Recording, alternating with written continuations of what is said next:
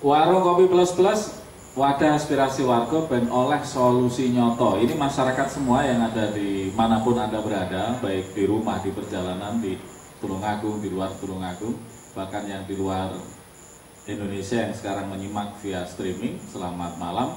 Mulai jam 9 tadi sudah kita buka online untuk Anda, untuk bertanya langsung kepada narasumber atau mungkin menyampaikan fakta-fakta di lapangan berkait dengan implementasi dari Undang-Undang Desa nomor 6, kemudian juga PP 43 tahun 2014.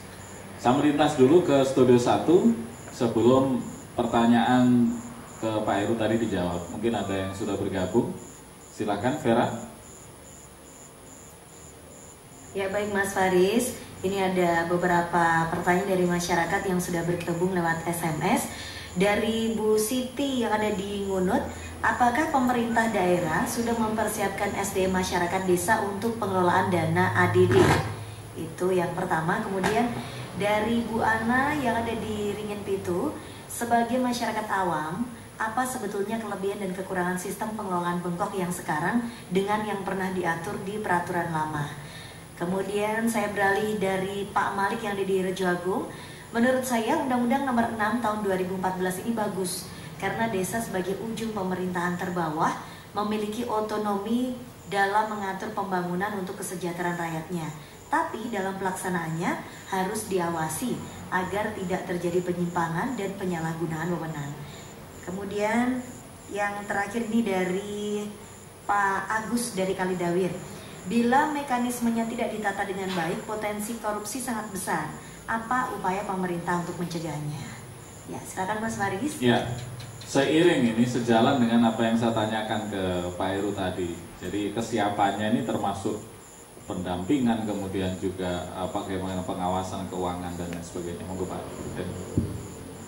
Terima kasih Bapak Ibu sekalian dan saudara-saudara yang tadi sudah memberikan pertanyaan dan masukan bahwa menindaklanjuti yang namanya Undang-Undang Nomor 6 2014 dengan PP 43 tentang desa itu, maka di Banlek ini, Badan Legislatif DPRD Kabupaten Tulungagung telah menyusun Prolegda, program legislasi daerah yang jumlahnya kemarin ada 11 yang sudah diparipurnakan, tetapi tadi siang itu kita bertemu lagi dengan tim perumus Pemkab berkaitan dengan masalah ranperda yang tanggal 23 nanti diserahkan dalam paripurna.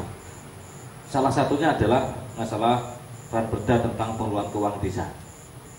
Yang kedua ini ranperda tentang pemilihan, pelantikan, masa jabatan, laporan dan pemberhentian kepala desa.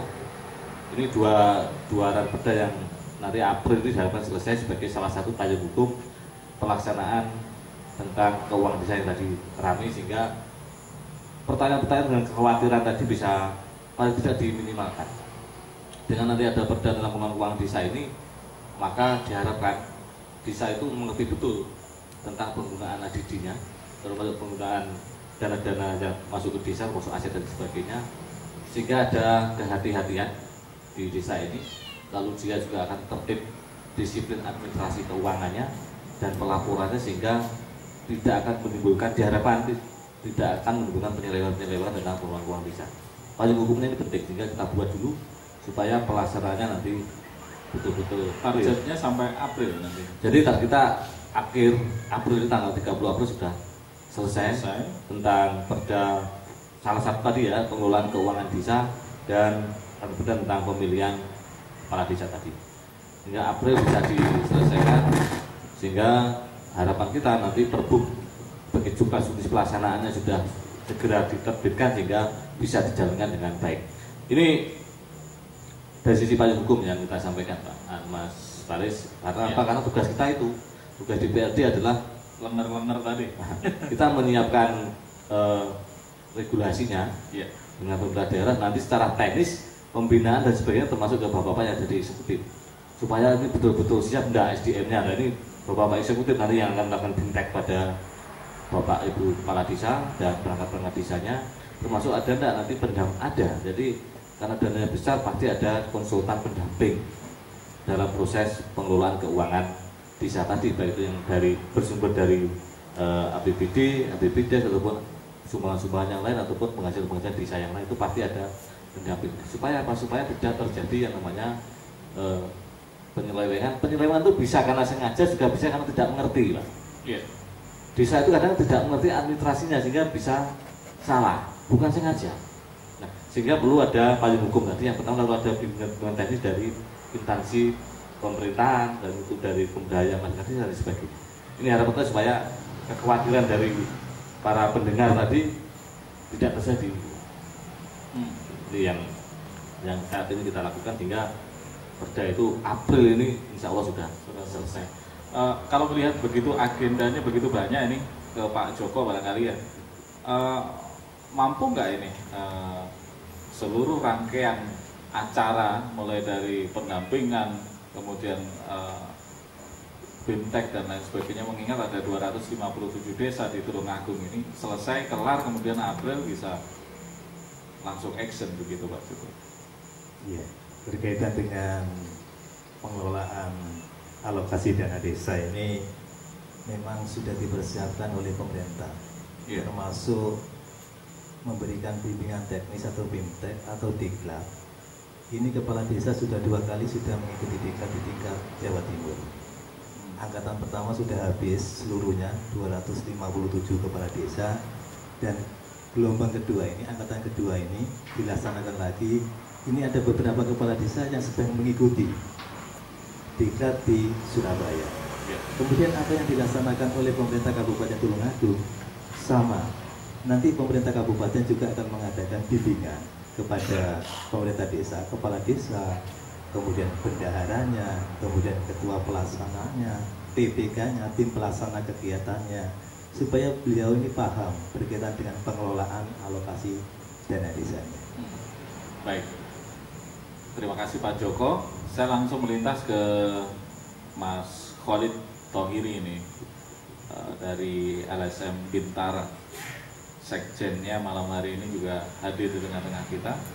Mungkin selama ini juga sudah melihat data-data di lapangan, kemudian ada semangat bahwa otonomi di desa ini menjadi sesuatu begitu bagi masyarakat yang dulu pembangunannya nyampe ke desa ini nggak begitu maksimal barangkali begitu, tetapi dengan adanya Undang-Undang Nomor 6 2014 PP 43 2014 ini pun juga akan memaksimalkan pembangunan di tingkat desa. Bagaimana nih Mas Khalid? Ya, Assalamualaikum warahmatullahi wabarakatuh. Waalaikumsalam warahmatullahi. Pendengar berkasa dan bapak-bapak yang hadir di sini di Warung Kopi Plus Plus, kami melihat adanya Undang-Undang Nomor 6 2014 ini ada beberapa isu strategis yang harus dipahami. Tidak hanya pemerintah pusat, tetapi juga pemerintah daerah dan pemerintah desa. Pertama adalah pembangunan desa. Jadi UU Desa ini sebagai jawaban dari upaya untuk menjawab kemiskinan yang ada di desa, yang itu menimbulkan banyak problem sosial, ekonomi dan seterusnya. Yang kedua adalah isu strategis yang penting. Yang kedua adalah keuangan aset desa dan BUMDes. Nah, ini juga ada perubahan paradigma tentunya dengan UU Desa ini yang karakteristik otonomi dan desentralisasinya sangat jelas di sana. Yang ketiga adalah pembangunan kawasan pedesaan.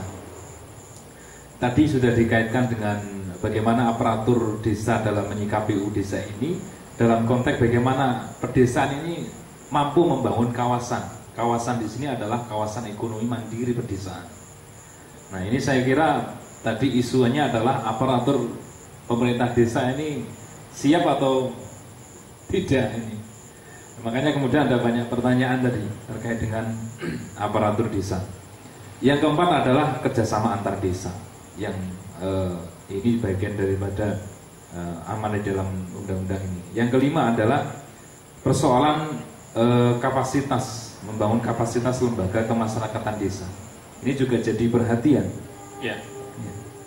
Ya, Mas Heri, sebelum dilanjut, Mas Khalid, sebelum dilanjut, ini sudah ada yang bergabung bersama kita, teman-teman dari Forum Kewaspadaan Dini Masyarakat, FKDM.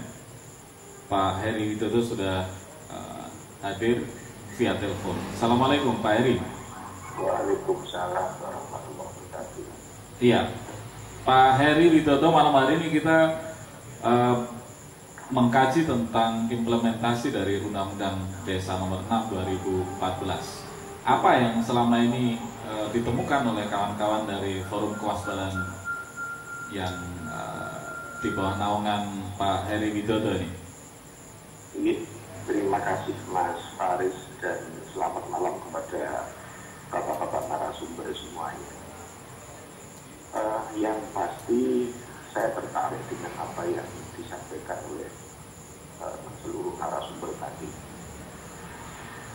bahwa apa yang disampaikan saya pikir adalah sebuah langkah yang sudah antisipatif sekali dari pemerintah daerah, baik juga dari teman-teman legislatif.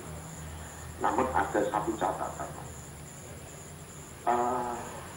kalau kita melihat situasi yang seperti ini, sementara isu dari pusat dana itu sudah mau dicairkan, sudah diantar pintu ibaratnya. Sementara di satu sisi pemerintah kita masih nampak berlari-lari untuk mengejar bagaimana kesiapan daripada pemerintah desa dalam rangka itu semua. Dan tadi seperti yang disampaikan oleh bapak kita yang dari Kementerian Pak Heru tadi, yang menyampaikan bahwa langkah-langkah antisipatif juga akan dibangun melalui Ranperda yang insya Allah katanya bulan April tanggal 30 akan coba disahkan dan seterusnya. Ini saya justru semakin ragu, apakah itu nanti akan mengena, apakah itu nanti mampu bisa menyelesaikan atau mampu mengantisipasi permasalahan yang akan timbul. Kenapa kok kita harus menunggu itu? Apakah tidak ada langkah yang lebih strategis, yang lebih pas untuk mengantisipasi dari permasalahan yang dikhawatirkan oleh banyak masyarakat? Yang kita khawatirkan selama ini FKBN, selama ini kita berpikir sering sharing dengan teman-teman kepala desa, kita juga sering diskusi dengan seluruh anggota FKBN. Di situ ada yang satu titik permasalahan.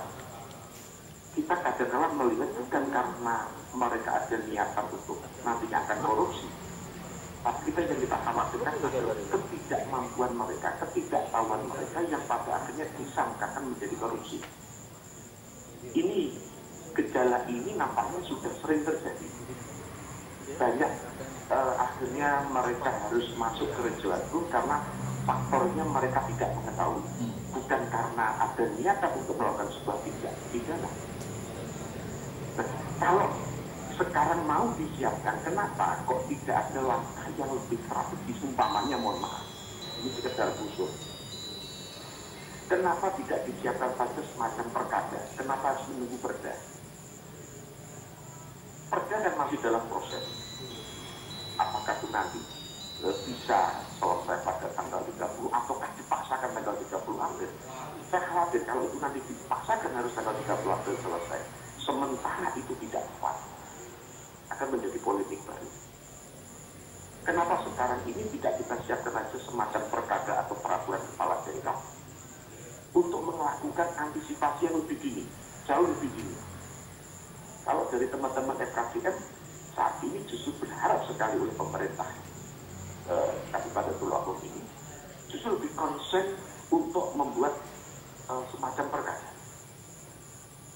Karena itu saya pikir sudah sangat harus kita lakukan upaya-upaya seperti apa, dan ini segera bisa disosialisasikan dan bisa disampaikan ke perangkat desa. Ya, artinya apa? Kejadian Mas Farid. Ya, artinya apa? Kejadian itu seperti nggak usah jauh-jauh lah, kasus corona itu aja. Ya. Ini mereka akhirnya harus masuk, harus berurusan dengan aparat penegak hukum, hanya gara-gara tidak tahu, tidak paham. Yang menurut asumsi mereka itu sudah benar, namun di mata hukum itu salah. Nah, permasalahan seperti ini janganlah sampai terjadi, kasus seperti ini jangan sampai terjadi lagi pada permasalahan yang akan datang. Apalagi dengan dana yang mohon maaf, menurut amanat undang-undang sebenarnya belum terpenuhi dana 10%, masih ini akan harus sekian puluh triliun.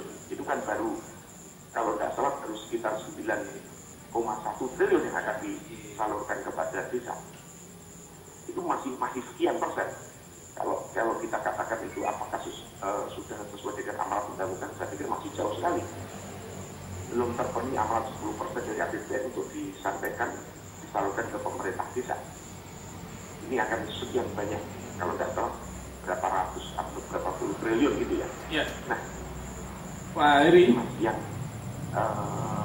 menjadikan pemikiran kita tentunya untuk teman-teman dewan dan narasumber ataupun yang punya kebijakan pada malam hari ini.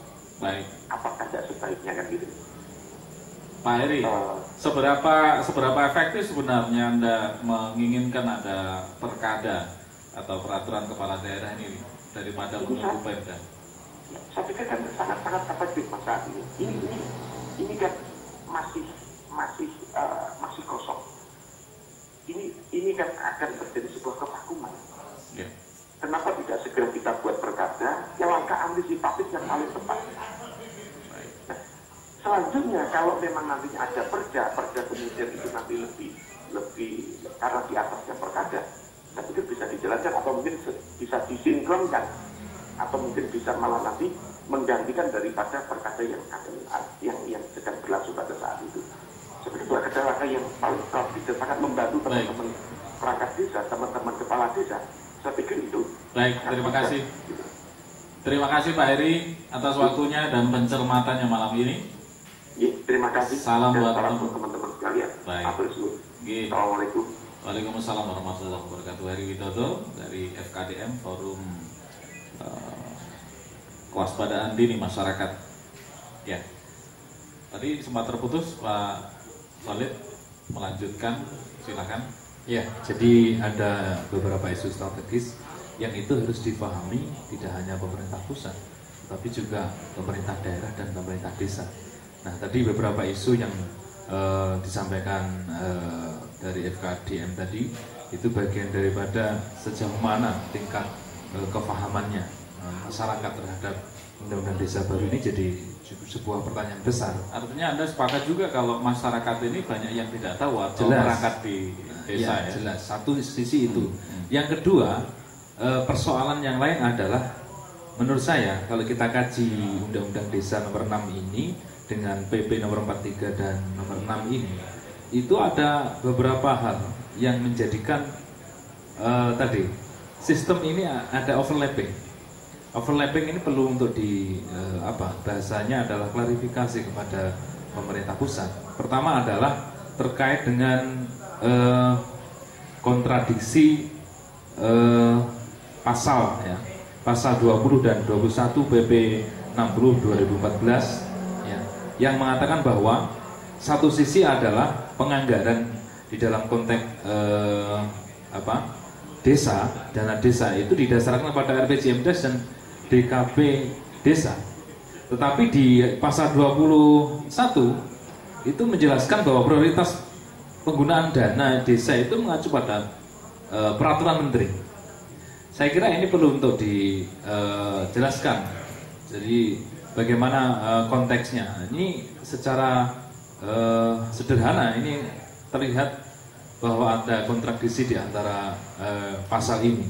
Artinya bahwa tidak ada istilahnya itu kriminalisasi karena undang-undangnya yang tidak jelas, karena peraturannya yang tidak jelas.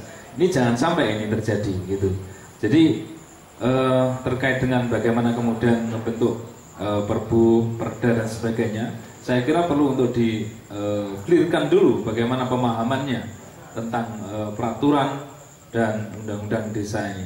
Jadi tidak kemudian peraturan menteri ini atau peraturan pemerintah ini tidak sesuai dengan semangat undang-undang desa.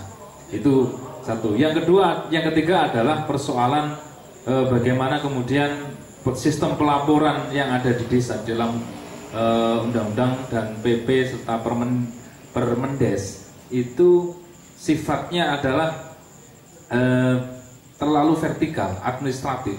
Saya kira masyarakat juga bagaimana kemudian mengkontrolnya kalau tidak ada sistem yang mewadai ini. Nah, di dalam konteks perda nanti juga harus disebutkan pengawasan-pengawasan dalam konteks masyarakat untuk supaya dalam implementasinya itu tidak mengalami kendala atau bahkan penyimpangan-penyimpangan. Ya, ya itu. Baik, sebelum dilanjut, tadi juga pertanyaan atau mungkin inisiasi dari teman-teman FKDM mungkin perlu direspon tadi Pak Heru. Perkada ini sejauh mana kemudian memungkinkan nggak? Karena kalau menunggu hingga April ini menjadi persoalan. Kemudian kedua tadi tentang ada kontradiksi ya, beberapa aturan yang ini harus dikelirkan di tingkat desa atau ada ketidaksiapan, apatis. Tapi sebelum dijawab Pak Heru, kemudian Pak Joko, Pak Suyono, sebelum dijawab kita menunggu kawan-kawan dari KBR 68 Jakarta menyampaikan informasi terkini. Tapi juga saya informasikan pecinta perkasa Warung Kopi Plus Plus ini setiap Senin jam 8 hingga jam 10 malam Anda bisa simak. Kemudian siaran tundanya setiap hari Rabu mulai jam 6 pagi. Kemudian Anda juga bisa mengakses melalui www.youtube.com/perkasa-fm.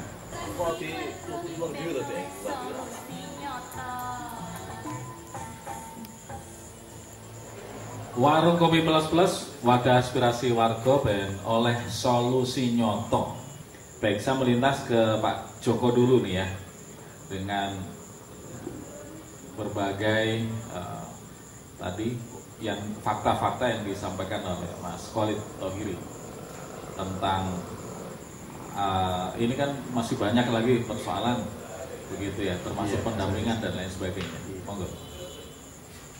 Ya, berkaitan dengan apa yang disampaikan teman kami tadi, memang betul bahwa PP 60, PP 43 ini banyak hal-hal yang bertabrakan antara satu dengan yang lainnya.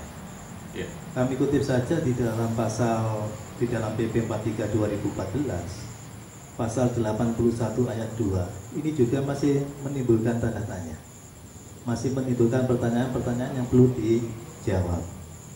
Suatu misal di pasal 81 ayat 2, ini pengalokasian ADD untuk siltap kades dan perangkat desa menggunakan perhitungan seperti yang disampaikan Pak Heru tadi, kurang dari 500 juta ini 60%-nya, kemudian 500 sampai 750%-nya, kemudian 700 sampai 940%-nya, dan 900 juta ke atas ini 30%-nya. Yang menjadi pertanyaan di dalam pasal ini, seandainya sudah ditentukan sekian, tapi dengan perangkat desa yang banyak, siltap ini tidak mencukupi, bagaimana? Kan akhirnya kan tidak sama antara desa satu dengan desa yang lain yang menerimanya. Padahal sama-sama perangkat desanya, kok tidak sama menerimanya? Ini tidak menjadi tanda tanya. Kemudian selanjutnya di dalam pasal 81 ayat 4, ini Bupati menetapkan besaran penghasilan tetap kepala desa, kemudian sekdes paling sedikit 70% dari siltap kades per bulan, kemudian perangkat desa lainnya ini paling sedikit 50%. Ini yang menjadi masalah, berapa batasan tertingginya untuk kepala desa? Kalau sekdesnya 70% dan perangkat desa lainnya 50%. Ini batasan tertinggi pun tidak ada. Hanya kita mengira-ngira mungkin kalau bisa ya di atas UMR lah, atau di atas UMK, upah minimum kabupaten kalau bisa. Kemudian yang selanjutnya pasal yang masih krusial, yaitu di pasal 96 ayat 3 PP 43, pengalokasian ADD mempertimbangkan jumlah penduduk desa, angka kemiskinan desa, luas wilayah desa, dan tingkat kesulitan geografi desa. 4 indikator inilah yang menjadi dasar kita untuk menentukan besaran ADD yang akan diterima oleh desa. Kita ini kesulitan untuk mencari data-data seperti ini. Mulai dulu sudah saya sampaikan, saya juga ikut membahas di Jakarta. Dikira semudah yang dibayangkan Jakarta untuk mendapatkan data-data tersebut. Padahal kami sering berhubungan dengan yang menyediakan data, ini sangat sulit sekali untuk mencari data. Ternyata terbukti sekarang ini kita tidak bisa mendapatkan data berkaitan dengan tingkat kesulitan geografi desa. Yang Pak tadi bisa disebutkan lagi Pak? Yang jumlah penduduk desa, jumlah penduduk, angka kemiskinan desa, angka kemiskinan, luas wilayah desa, dan tingkat kesulitan geografi desa. 4 indikator inilah sebagai penentu. Kalau jumlah penduduk kan sudah jelas berapa, kemudian kalau jumlah penduduk bisa, kita sudah mendapatkan data tersebut. Warga miskin di kemudian desa itu, angka kemiskinan desa sudah mendapatkan data tersebut, luas wilayah juga sudah mendapatkan. Yang menjadi kendala kita tingkat kesulitan geografi desa. Kita tidak memiliki atau belum memiliki data tersebut. Kita mencari di kabupaten pun tidak ada yang memiliki data tersebut. Saya sampaikan ke pusat pun belum bisa menjawab. Artinya geografis ini seperti apa ini? Tingkat kesulitan apakah geografis. Kesulitan mobilitas ekonominya barangkali? Ya, itu ada indikator-indikator. Itu yang tahu adalah yang menangani berkaitan dengan data. Ya. Saya hanya data matangnya saja sebetulnya. Ya, isu yang selama ini diembuskan pemerintah pusat adalah kisarannya 1M per desa kan begitu. Iya. Dan ini sudah langsung masuk di dalam otak bawah sadar masyarakat kita bahwa kita nanti akan dapat 1M begitu. Iya. Sampai 2019. Nah, iya. Ini kan menunggu, artinya masyarakat kan tahunya dari media dan yang mengatakan pun juga seorang pejabat misalkan begitu. Nah, sementara realnya seperti apa sih Pak Joko? Iya. Kalau di Tulungagung ini per desanya nanti kisarannya berapa sih? Iya. Memang ada 2 sumber dana seperti yang kami sampaikan sebelumnya. Ada alokasi dana desa dan ada dana desa. Iya. Untuk alokasi dana desa seperti yang disampaikan Pak Heru tadi, ya sekitar 450 jutaan lah. Kalau di rata-rata. Kalau nanti berdasarkan indikator yang kami sampaikan tadi ada 4 variabel atau 4 indikator, jelas berbeda antara desa satu dengan desa yang lainnya. Tapi secara merata ini sekitar 450 juta. Kemudian dana desa ini yang bersumber dari APBN yang dulu direncanakan per desa 1,4 miliar, bahkan ada yang berani di atasnya dan ada yang berani di atasnya lagi. Ternyata di dalam PP 60 diamanatkan bahwa dana yang ditargetkan 10% dari APBN itu dilaksanakan secara bertahap. Dan untuk Kabupaten Tulungagung ya kira-kira masih 150 jutaan lah kalau di rata-rata per desa. Berarti desa dapat 450 tambah plus 150 sekitar 600 juta. Sekitar 600 ya. Ini pun kami juga masih kesulitan berkaitan dengan pengalokasiannya secara berdasarkan 4 variabel itu. Kalau 4 variabel ini dilaksanakan secara letterlek, kami sudah mensimulasikan ini akan terjadi perolehan sangat jomplang antara daerah satu dengan desa yang lainnya. Jadi makanya perlu ada variabel supaya balance, supaya kesenjangan ini tidak terlalu jauh. Maka sekarang pemerintah pusat sedang merevisi Peraturan Pemerintah Nomor 60 Tahun 2014 ini. Baik, itu yang terjadi ternyata hanya kalau 600 juta dari 1,5 miliar yang dulu menjadi komoditas kampanye berarti. Dan ternyata realisasinya sekitar itu, wah ini kan kekecewaan barangkali masyarakat kita. Ya. Kemudian untuk pelaporan dan lain sebagainya, kembali mengulang pertanyaan tadi karena kayaknya masyarakat juga belum begitu gitu ya. Artinya alokasi dana desa 600 ya totalnya itu peruntukannya untuk penghasilan tetap dan lain sebagainya. Kalau itu terserap semua dan bahkan kurang, kemana lagi desa akan meminta tambahan begitu? Berkaitan dengan penggunaan alokasi dana desa, memang ada 4 bidang. Yang pertama berkaitan dengan bidang penyelenggaraan pemerintahan desa. Silakan dana-dana tersebut digunakan untuk penyelenggaraan pemerintahan desa. Kemudian yang kedua digunakan untuk bidang pembangunan desa. Yang ketiga digunakan untuk pembinaan kemasyarakatan desa. Dan yang keempat berkaitan dengan pemberdayaan masyarakat desa. Selain 4 bidang itu, masih juga bisa digunakan untuk terutama untuk siltap, penghasilan tetap kepala desa dan perangkat desa. Kemudian insentif RT RW dan tunjangan BPD. itulah yang nanti bisa dibiayai dari ADD. Sedangkan yang bisa dibiayai oleh dana desa, nanti ada 2 prioritas yang bisa dilaksanakan. Yang pertama berkaitan dengan pembangunan desa, dan yang kedua berkaitan dengan pemberdayaan masyarakat. 2 hal itu yang menjadi prioritas dari dana desa. Baik. Tadi Pak Heri kemudian Mas Khalid juga agak pesimis Pak Joko. Masyarakat kita ini banyak yang tidak tahu dan amrih mereka tahu kemudian tidak terjadi penyelewengan. Ini adakah upaya-upaya jitu selain lakukan BIMTEK dan lain sebagainya, termasuk mungkin pengangkatan pendamping yang terus melakukan pengawasan kepada alokasi dana desa ini? Apakah sudah dipersiapkan? Iya. Berkaitan dengan pendampingan, ini sudah ada Permendes. Karena kita ini yang menangani di pusat juga banyak berkaitan dengan dana desa ini. Ada Kementerian Dalam Negeri juga terlibat di dalam dana desa. Kemudian ada Kemendes, PDT, dan Transmigrasi. Ini juga terlibat di dalamnya. Kemudian ada lagi Kementerian Keuangan atau Kemenlu. Tiga menteri inilah nanti yang terlibat di dalam pengelolaan, maksud kami di dalam penyaluran atau pencairan dana desa. Bagaimana sistem pengawasannya? Untuk sementara ini tadi yang disampaikan pendampingan ya dulu. Pendampingan berkaitan dengan pendampingan ini sudah terbit Permendes nomor 3 tahun 2015 dengan tentang pendampingan desa. Bagaimana sistem dan mekanismenya? Saya juga masih hanya membaca berkaitan dengan Permendesnya.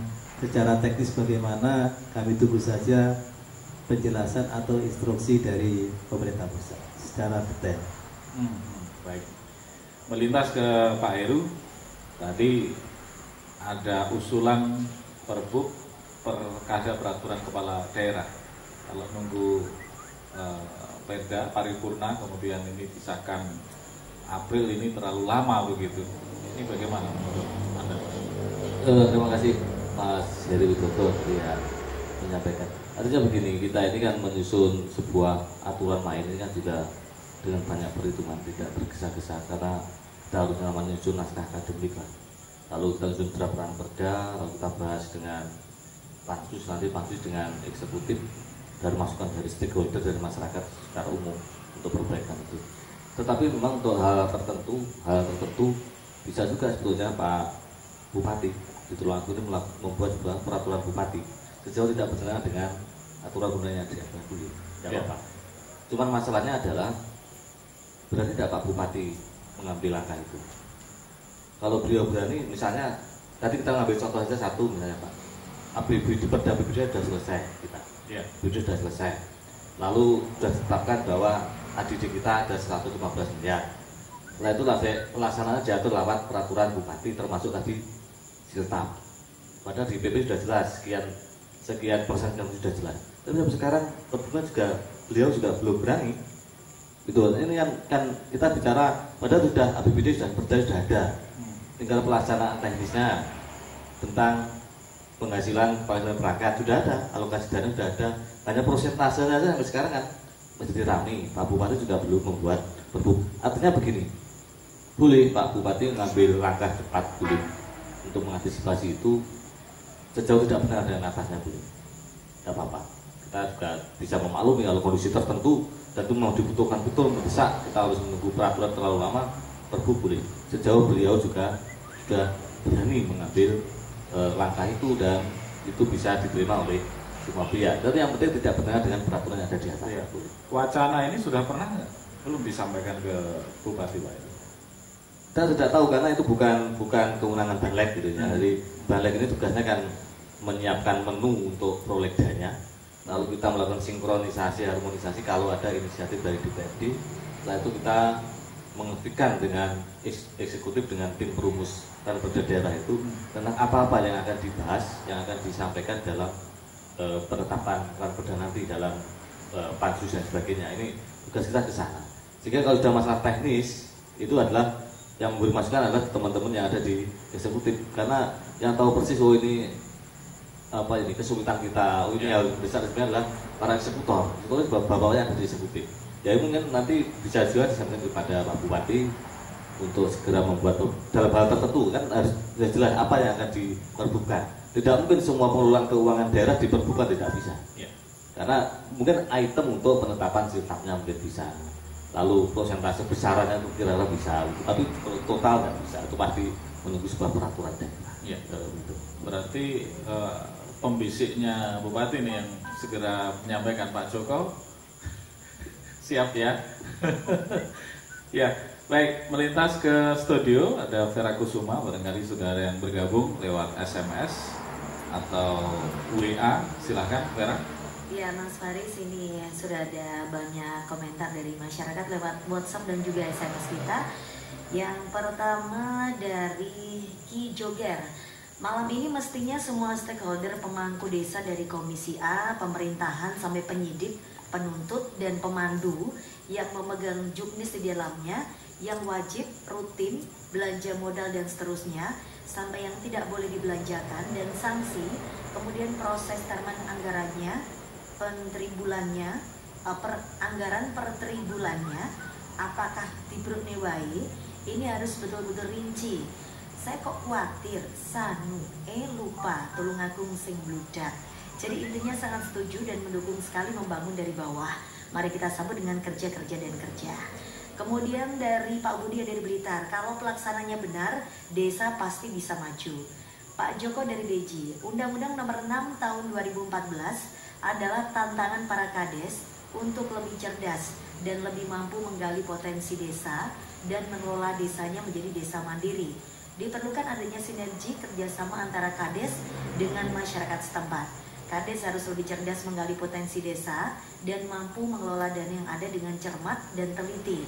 Dengan sistem BIMTEK yang sudah diajarkan, seharusnya para kades lebih optimis mampu menjadikan desanya mandiri, lebih maju dengan menggali potensi desanya masing-masing.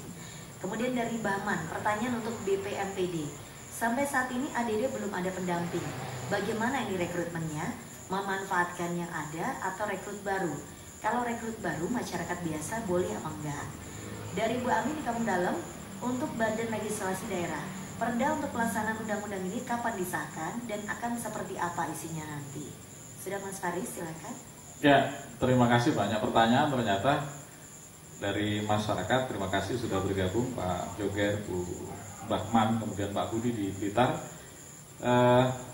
Perlu kita juga sampaikan bahwa malam ini kita mengundang bagian pemerintahan Kabupaten Tulungagung Bapak Tri Haryadi. Ini tadi siang tadi sudah dikonfirmasi siap hadir, tetapi belakangan perkembangannya kalau berbicara tentang bengkok desa belum berani, soalnya belum fix. Ini konfirmasi ke beliaunya. Kemudian juga Komisi A kita undang Bapak Janta Wiwaha, tadi informasinya siap hadir, tapi enggak sekarang. Dimulainya warung kopi plus tidak ada informasi. Ini kemudian juga kita mengundang teman-teman dari forum atau perwakilan kepala desa dan perwakilan perangkat desa. Harusnya malam hari ini mereka hadir di sini untuk sharing bersama kita. Tetapi kemungkinan ya kita husnudon aja, mereka sekarang lagi dengarkan, kemudian mungkin juga besok langsung dirapatkan gitu. Ya, pertanyaan yang mendasar tadi dari pecinta perkasa mungkin dijawab Pak Joko tentang rekrutmen ini. Apakah para pendamping ini yang sudah ada? Saya juga belum tahu yang sudah ada ini apa ada begitu. Oh ya, PNPM mandiri perkotaan atau pedesaan barangkali itu yang dimaksud.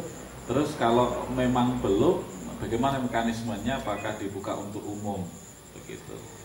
Silakan Pak. Iya.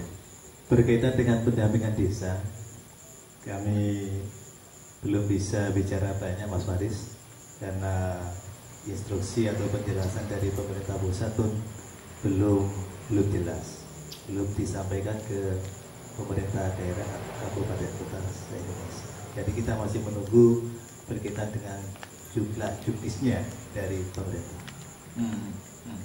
Termasuk ini menggunakan yang sudah ada atau apakah nanti menggunakan tenaga pendamping yang sudah ada atau tidak? Karena kita juga sudah punya pendamping desa yang namanya program PMPM Mandiri Pedesaan. Itu per kecamatan ada pendampingnya 3 orang ya, Pak Yono, masing-masing kecamatan.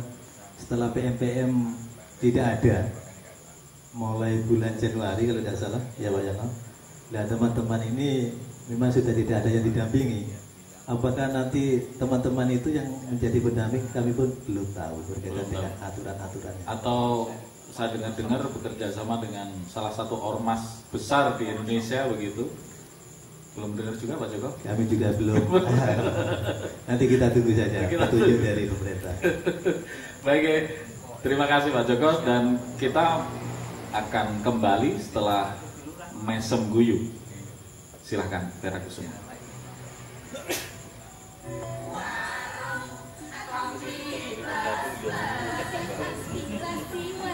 Karena sebenarnya ada sistem tenaga ada yang ada